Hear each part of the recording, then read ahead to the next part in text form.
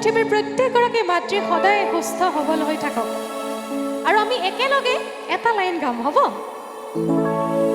খিৰিকীৰে জুমি চাবা জুম্বা